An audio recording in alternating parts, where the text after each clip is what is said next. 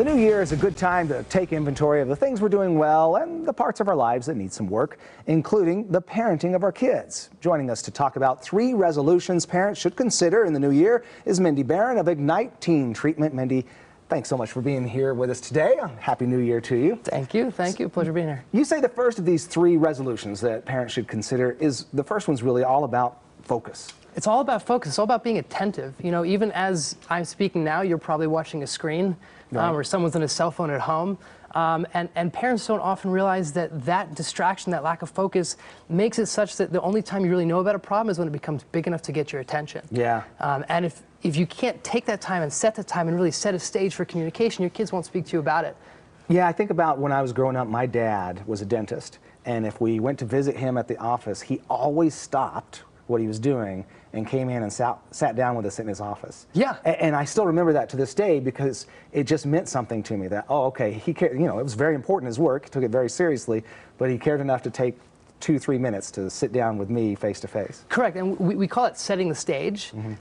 It's not going to come organically. It's not going to come naturally. The beautiful bonding moments you see in movies don't just pop up. You have to make them. Yeah. Sounds like your dad took the time to really set a stage to engage with his kid. And that's really what we recommend. Yeah, when you talk about setting the stage, it is being more proactive, and that's number 2. That is number 2. Being more proactive is important. You really have to think about what you're doing and when you're doing it. And proactive doesn't just mean, okay, I'm going to set aside a time for dinner. I'm going to set aside a time to go to the movie or spend time. It also means research. It means look at raising your kid as something you have to do proactively.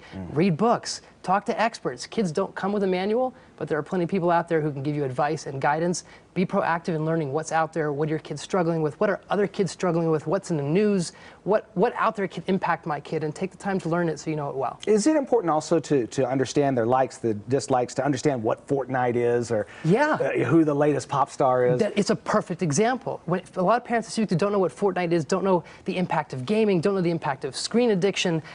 They don't know simple things like what are kids struggling with today? Right. What are Juuls? Do you know that there's a vaping product out there that is more commonly used by people under 18 than over 18, but parents don't know about it. Right. And so if you research it, you can catch on to trends and things that your kids might struggle with before it becomes a serious issue. And know what to watch out for. Absolutely. For sure. And then the third thing you talk about as far as making resolutions to be a better parent this year is to be consistent, and this can be the most difficult thing. The consistency is the most difficult thing for parents, absolutely. When you think about the things you want your kid to do, I want my kid to be honest, I want my kid to be straightforward, I want my kid to stick to their commitments. And yet a lot of parents don't think about their kids are watching them and absorbing things like a sponge. Like when you get a call from a telemarketer, what's the first thing you do? Oh, you got the wrong number, it's not me, right? Little white lie is okay now, but then when your kid doesn't come home at 11 o'clock at night and lies about where they've been, it's just another little white lie. Yeah, you're modeling that You're kind of modeling the behavior, so it's important to be consistent, and consistency sometimes means let's write down what my commitments are, personally. I'm going to make a commitment, I'm going to share it with my family, I'm going to follow through. So consistency is a very big piece of modeling and training your kids so that you get the results you want. I think one thing I've struggled with as a parent is being consistent in if you do X, I'll give you B, whatever it is, be it positive or negative reinforcement. Absolutely. And not following through sometimes. So I can ground your kid for 2 weeks and then 2 days later they're out on They know, right? Parole, They see the daughters play the father, right? They know they can get away with it. Yes, consistency plays out into discipline as well. And that means acknowledging the good things, seeing where the bad things are, but doing that equally and doing it across the board. Excellent stuff. Mindy, thanks so much for being here today. Thank you for having me. Appreciate it.